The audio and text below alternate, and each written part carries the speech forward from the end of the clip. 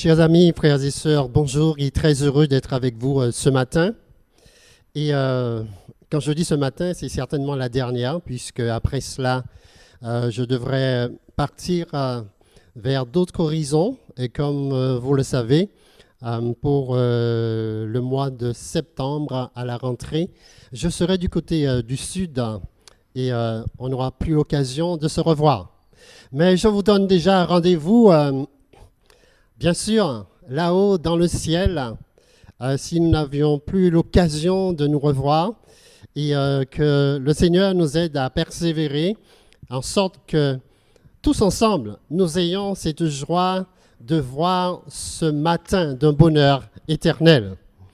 En tout cas, je voudrais déjà vous remercier pour votre soutien, pour le temps passé avec vous depuis le mois de septembre. Ça a été véritablement de forts moments, bien sûr bénéfiques aussi pour moi-même. Et j'espère que cela a été pour vous.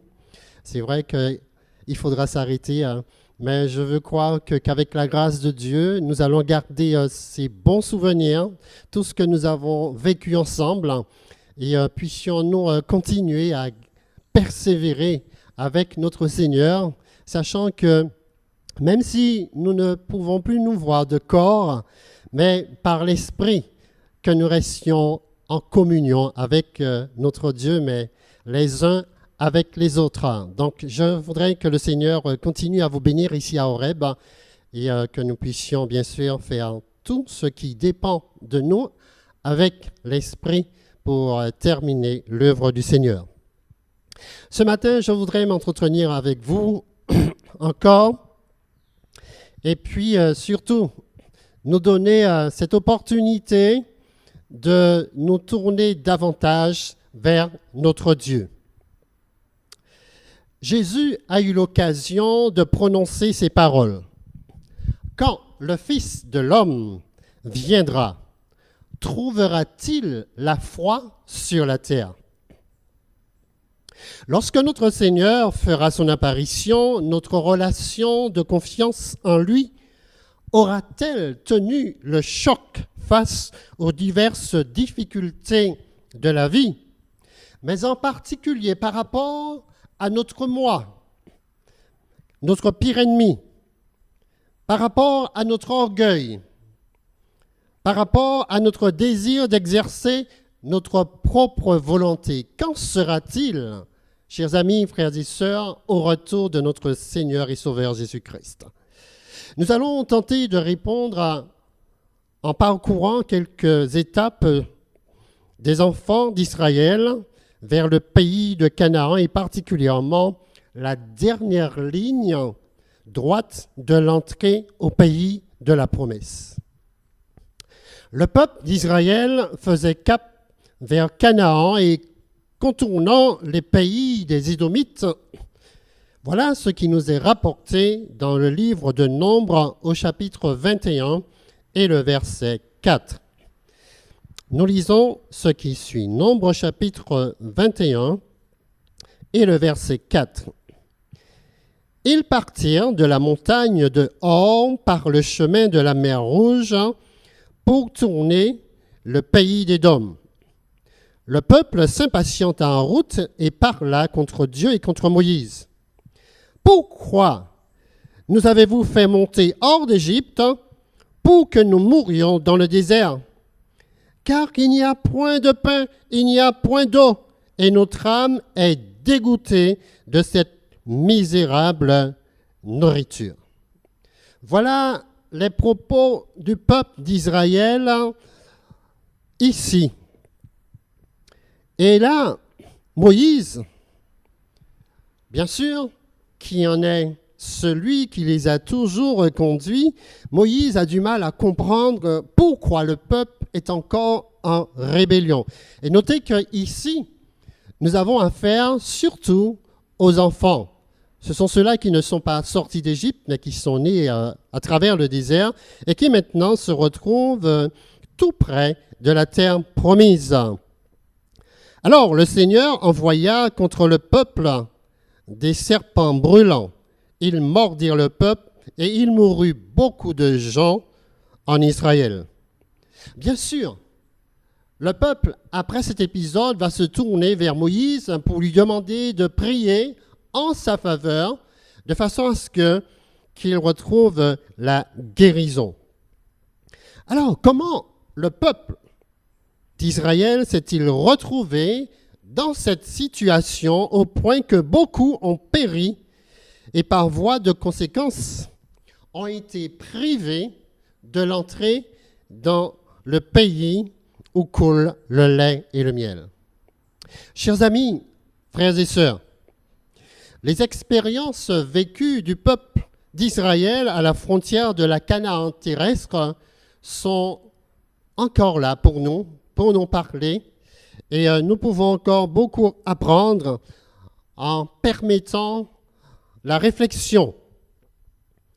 Je vous invite à faire un flashback et à passer en revue les différentes étapes vécues par le peuple juste avant son entrée dans la terre promise, et surtout par rapport à l'expérience des serpents brûlants. Le peuple d'Israël faisait route vers Canaan et Dieu les accompagnait en lui donnant ses instructions, ses recommandations par l'entremise de Moïse, son prophète. Et la première étape que nous allons considérer se situe à Kadès Barnéa. Que se passe-t-il à cet endroit? Là, je vais peut-être vous permettre de visionner un peu la carte pour voir un peu où se situe ce lieu, Kadès Barnéa. Et là, le peuple pouvait, dans le lointain, voir se profiler les collines de Canaan. Alors, nous sommes dans la partie nord, ok? Et encore quelques jours de marche, et c'était les frontières du pays de la promesse. Il était cependant aussi à une petite distance du pays d'Édom, c'est-à-dire les descendants d'Ésaü. Et puis là, arrivé à ce stade-là, eh bien, boum, ça aurait été l'entrée au pays de la promesse. Oh, c'était certainement des sentiments de joie qui animaient le peuple. Et ça se comprend, tout près d'entrer dans la terre promise et de dire « Alléluia, finalement, nous y sommes parvenus ». L'heure était venue pour rentrer à la maison, de fouler le sol cananéen après 40 ans d'errance dans le désert. Je crois que nous aussi, frères et sœurs, en quelque part, nous soupirons après une délivrance, ayant à la pensée le vif désir, nous aussi, de fouler la Canaan céleste. Amen. Ici-bas sur terre, il y a bien des rendez-vous que nous avons manqués. Il y a bien des endroits où nous avions voulu ou désiré y être et nous n'avons pas pu. Mais comprenons qu'aujourd'hui, plus que jamais, s'il y a un rendez-vous qu'il ne faudrait pas manquer, c'est bien celui qui nous mène vers la Canaan céleste. Alors, demandons au Seigneur son aide afin de permettre à l'Esprit Saint de nous dicter la marche à suivre pour nous assurer de notre entrée au pays promis. Le Seigneur a toujours accompagné son peuple et pour lui prodiguer ses instructions et ses recommandations. Dans le livre de Deutéronome au chapitre 2 et les versets 2 à 7, voilà ce que nous lisons. Dieu avait tout mis en place pour accompagner son peuple. Deutéronome chapitre 2, les versets 2 à 7. Nous lisons ce qui suit. L'Éternel me dit, « Vous avez assez suivi les contours de cette montagne. Tournez-vous vers le nord. Donne cet ordre au peuple. Vous allez passer à la frontière de vos frères, les enfants d'Ésaü, qui habitent en Séir. Ils vous craindront. Mais soyez bien sûr sur vos gardes. Ne les attaquez pas, car je ne vous donnerai dans leur pays Je ne vous donnerai dans leur pays pas même de quoi poser la plante du pied. J'ai donné la montagne de Séhir en propriété à Ésaü. Alors vous achèterez d'eux à prix d'argent la nourriture que vous mangerez, et vous achèterez d'eux à prix d'argent même l'eau que vous boirez, car l'Éternel, ton Dieu, t'a béni dans tout le travail de tes mains. Il a connu ta marche dans ce grand désert. Voilà 40 années que l'Éternel, ton Dieu, est avec toi, et tu n'as manqué de rien. Voilà, chers amis, frères et sœurs, les promesses de l'Éternel ici, arrivées à ce stade pour pouvoir continuer à avancer au pays de Canaan. Tout près maintenant du but. En effet, Dieu avait exercé sa tendre sollicitude à leur égard en leur fournissant de manière miraculeuse la nourriture et en particulier l'eau dont ils avaient tant besoin. Mais malheureusement, comme leur père, les enfants vont suivre le même sentier. Ils se mirent à murmurer et à réclamer les bienfaits du désert. Dans le livre de Nombres, au chapitre 20, les versets 2 à 5, nous retrouvons les quelques lignes qui nous est rapportées par Moïse concernant cette rébellion. Au lieu de se confier dans ce que l'Éternel avait donné ici, pour leur faire comprendre qu'ils n'avaient plus besoin maintenant d'être secourus par l'eau du désert et qu'ils avaient la possibilité maintenant d'entrer dans un terrain fertile pour avoir de quoi manger et avoir de quoi se désaltérer. Les explications de Moïse auraient dû leur faire comprendre pourquoi l'eau avait disparu. Tout simplement, ils étaient sur le point de traverser cette contrée fertile et bien arrosée qui les conduirait directement à destination. Mais malheureusement, le peuple encore se révolte et réclame de l'eau. Chers amis, si notre Dieu met tout en œuvre pour nous accompagner sur ses voies en nous donnant ses instructions, sachez qu'il ne nous forcera pas à y cheminer si nous ne le désirons pas. Toutefois, comprenons que nous sommes tout près d'entrer dans la Canaan céleste et que sa voie reste la meilleure pour nous. Ce n'est certes pas le moment pour nous de maugréer ou d'entrer en conflit les uns avec les autres ou encore avec les dirigeants. Le temps qu'il nous reste doit être consacré de plus en plus à être enraciné en la personne du Christ, que notre foi soit de plus en plus affermie en notre Dieu. Et il nous faut rester sous notre garde jusqu'au bout.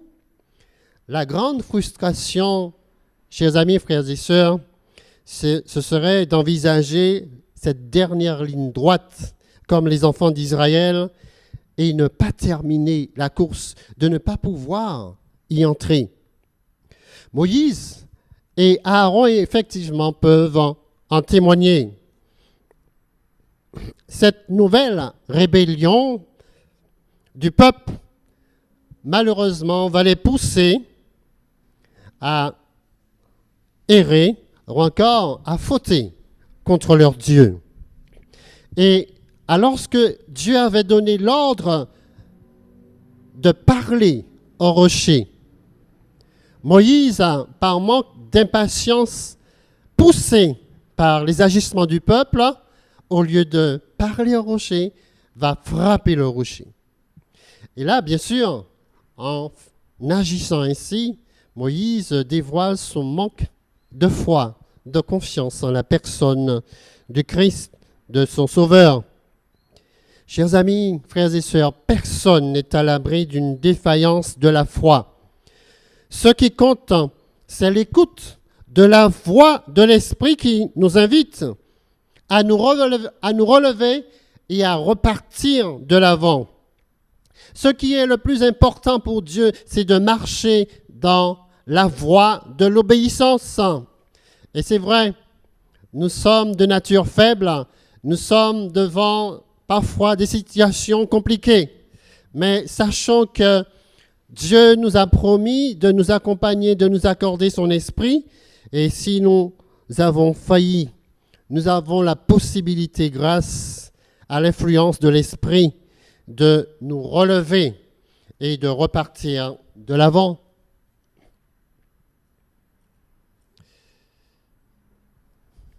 La servante du Seigneur déclare concernant Moïse, qui malheureusement a été privé du droit d'entrer dans cette Canaan. Elle déclare que ce que Dieu avait prévu, c'est que Moïse foule les sentiers, foule la terre promise, et ensuite qu'il soit enlevé du milieu du peuple. Malheureusement, Moïse ne verra pas cette promesse de la part de Dieu. Tout cela pour nous dire en ce matin, chers frères et sœurs, chers amis, que lorsque nous passons outre la volonté de Dieu, eh bien, les bénédictions promises, malheureusement, nous passons à côté. Ces bénédictions qui, normalement, devaient être nôtres, eh bien, elles sont perdues.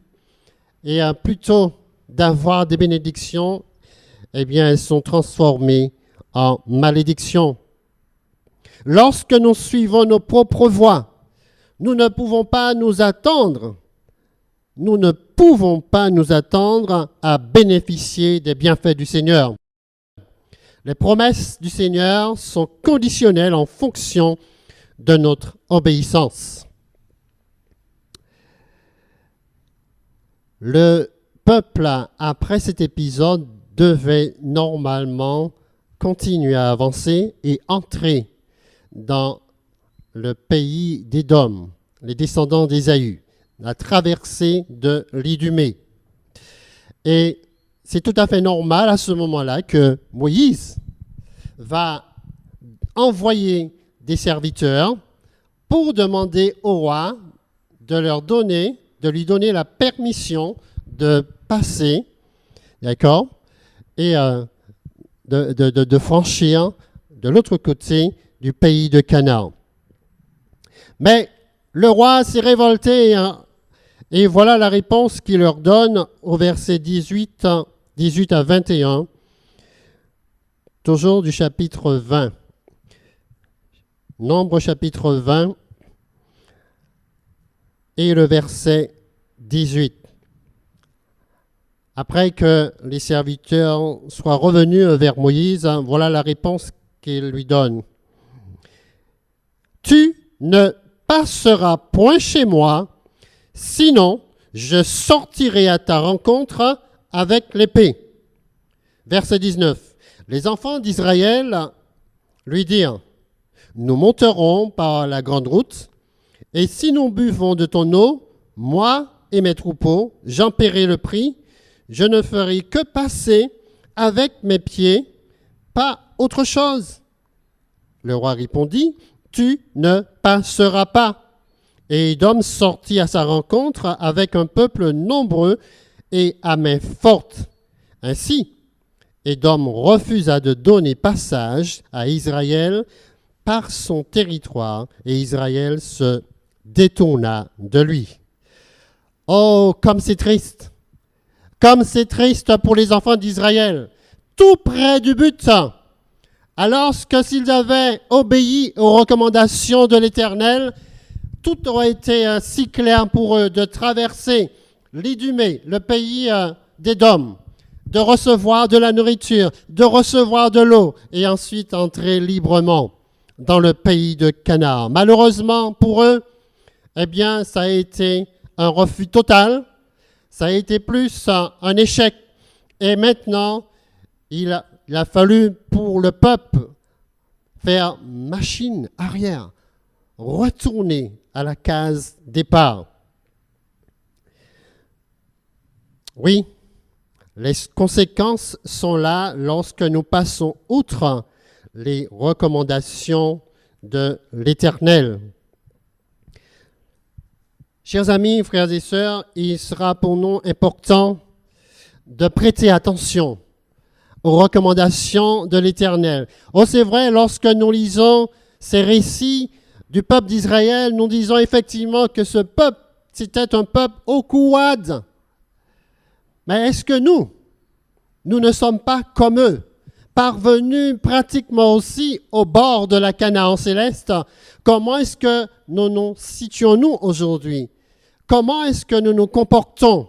Est-ce que nous sommes toujours dans les directives du Seigneur de pouvoir avancer avec lui? Est-ce que nous prêtons attention à ses recommandations pour dire, oui Seigneur, je veux aller là où tu veux que je sois? Oh, c'était véritablement malheureux pour le peuple d'Israël ici. Et là, ils étaient contraints maintenant à contourner l'Idumée, c'est-à-dire à redescendre en direction du sud et pour aller de se diriger sur, si vous regardez la carte, vers la droite et pour remonter en direction de la montagne d'Or. Vous comprenez, chers amis, frères et sœurs, que le Seigneur n'avait pas prévu ces choses-là pour Israël. Le Seigneur ne veut pas que nous soyons dans la souffrance, que nous cheminions encore dans ces moments difficiles. Et là encore, une conséquence allait encore se réaliser puisque, étant donné que Moïse et Aaron avaient failli à Mériba, aux eaux de Mériba, eh bien, l'Éternel dit à Moïse maintenant d'aller sur la montagne d'Or et là, tu déposeras Aaron. Aaron ne continuera pas la route avec vous. Ça ne va pas s'arrêter là, chers amis, frères et sœurs, puisque une fois Aaron enterré, le peuple d'Israël va continuer sa route, malheureusement, dans le désert. Et là, la route qu'ils vont emprunter, c'est une route encore infestée d'animaux. Et en particulier, c'est là qu'ils vont faire l'expérience des serpents brûlants. Je voudrais vous dire, frères et sœurs, que de même que le peuple d'Israël s'est retrouvé dans cette situation, nous aussi, nous pouvons l'être. Nous pouvons malheureusement nous trouver à faire de grands détours au lieu de nous retrouver directement là où le Seigneur voudrait que nous soyons. Alors, prions ensemble le Seigneur pour que nous ne puissions pas nous trouver dans de telles conditions, mais que nous puissions marcher humblement dans les traces du Seigneur. Il n'y a pas pire, chers amis, frères et sœurs, que de se retrouver tout près du but et de voir qu'il nous faut faire machine arrière pour faire tout un contour. Ce que je vous dis là, je vais vous donner cette petite expérience que moi j'ai vécue. J'étais beaucoup plus jeune à l'époque et je revenais avec un autre collègue de travail. Et j'étais à 2 pas de rentrer chez moi à Ajoupa-Bouillon. Et pour ceux et celles qui connaissent bien ce secteur, pour aller sur Ajoupa-Bouillon, juste avant d'entrer dans l'agglomération, vous avez le pont appelé le pont de la Falaise. Eh bien, lorsque nous y sommes arrivés à ce stade-là, eh bien, le pont était barré. Il n'y avait aucune possibilité de franchir le pont. Ça a été vraiment dur. Parce que vous vous imaginez que je me retrouvais, à peine à 2 kilomètres de chez moi, et qu'il fallait rebrousser chemin. Et malheureusement, c'est ce qui nous est arrivé. D'autant plus que mon ami, mon cher collègue, venait juste de faire l'acquisition d'une nouvelle voiture toute neuve, comme on dit chez nous, WW. Et il n'était pas question de laisser sa voiture sur place et ensuite de faire ses 2 kilomètres à pied.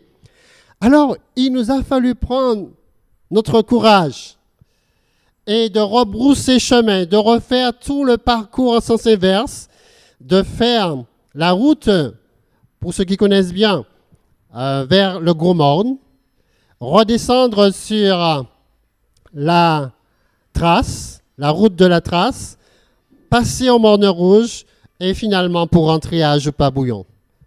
Je vous assure que c'était un parcours ce jour-là pénible parce que nous étions à grosso modo 1 minute de la maison et il nous a fallu plus d'1h30 pour rentrer chez nous. J'espère que vous n'avez pas eu l'occasion de vivre un tel événement. Alors j'espère aussi que le Seigneur nous accompagnera, mais surtout, chers amis, frères et sœurs, que nous puissions nous soumettre totalement aux directives du Seigneur de façon à ne pas nous retrouver en des situations fâcheuses. Le Seigneur est prêt à aller jusqu'au bout avec nous. Et malheureusement, lorsqu'on revient concernant le peuple d'Israël, là, ils se retrouvent maintenant où ils doivent affronter ces serpents brûlants. Dieu n'avait pas voulu cela pour le peuple. Mais parce que le peuple, à chaque fois, s'est révolté, s'est détourné de Dieu. Et regardez encore ce que les enfants, leurs propos par rapport à Moïse et par rapport à Dieu. Le peuple a déclaré « Pourquoi nous avez-vous fait monter d'Égypte si nous devons mourir dans le désert? Il n'y a ici ni pain ni eau, et nous avons pris en horreur ce pain méprisable. » Oh, quelle horreur d'entendre ces paroles. Ça, ce sont des paroles méprisables. Ça, ce sont des paroles qui marquent le rejet de Moïse, mais comme Moïse l'avait toujours signifié au peuple, c'est le rejet de Dieu, parce que ça a été toujours Dieu qui vous a conduit. Dieu a été celui qui vous a délivré au sortir d'Égypte et vous conduire dans toutes vos pérégrinations à travers le désert. C'est encore ce Dieu qui a pourvu à vos besoins, qui vous a apporté la nourriture, qui vous a apporté l'eau dont vous avez besoin. Alors maintenant, parler ainsi, avoir de tels propos, c'est vraiment tourner le dos à Dieu. Chers amis, frères et sœurs, à travers l'expérience du peuple d'Israël ici, je voudrais que nous prenions conscience que nous aussi, nous pouvons nous trouver en pareille circonstance. Alors posons-nous la question en ce matin, puisque le peuple d'Israël n'est plus, et qu'aujourd'hui, nous nous destinons à la Canaan céleste. Qu'en est-il de notre relation de confiance avec lui? Avons-nous revêtu toutes les armes que le Saint-Esprit a mis à notre disposition pour que nous puissions éteindre les traits enflammés de l'ennemi, mais surtout que nous ne soyons pas dans la négligence et surtout que nous soyons vainqueurs de notre pire ennemi, c'est-à-dire notre moi, notre orgueil, notre propre suffisance. Que nous puissions véritablement aborder la dernière ligne droite de notre pèlerinage ici-bas, en ayant la pleine conviction que nous sommes dans la voie du Seigneur et que, en étant ainsi, nous avons la pleine assurance que nous foulerons les sentiers de la Canaan céleste. Je voudrais, avant de terminer, avoir un moment de prière avec vous. Si vous souhaitez que le Seigneur continue à nous diriger, que son Esprit Saint puisse imbiber notre être de façon à ce que nous ne puissions être écartés ni à droite ni à gauche, mais que nous puissions continuer dans cet élan d'amour, de fraternité, tous ensemble. Nous supportons les uns les autres et permettons au Seigneur de nous ouvrir la voie qui mène à destination. Je voudrais prier avec vous en ce matin. Plaise au Seigneur que nous soyons toujours sous la conduite du Saint-Esprit. Prions ensemble. Ô notre Dieu, notre bon Père céleste, nous voulons te dire merci en ce matin. Nous reconnaissons que le salut que tu nous accordes n'est dû qu'à toi seul. Et grâce au mérite de Jésus, tu nous as toujours ouvert la voie. Et jusqu'ici, bon Père céleste, tu nous as secourus. Alors que nous sommes encore en route, qu'il nous reste encore à cheminer, peut-être pas pour très longtemps, nous ne savons comment les choses vont se passer par la suite. Mais nous croyons que nous pouvons avancer avec toi, que nous pouvons regarder à Jésus, de façon à ce que notre foi ne défaille point, mais que nous ayons encore les yeux rivés sur la récompense et que bientôt nous puissions rejoindre les sentiers de la Canaan céleste. Père céleste, fais-nous grâce en ce matin. Que tu bénisses ton peuple ici à Horeb. Que tu bénisses aussi tous ceux qui sont connectés et qui nous écoutent et qui ont faim et soif de justice. Donne-leur aussi de recevoir la personne de Jésus pour leur apporter la soif, pour leur apporter la nourriture qu'il faut de façon à ce qu'ils soient désaltérés auprès de toi.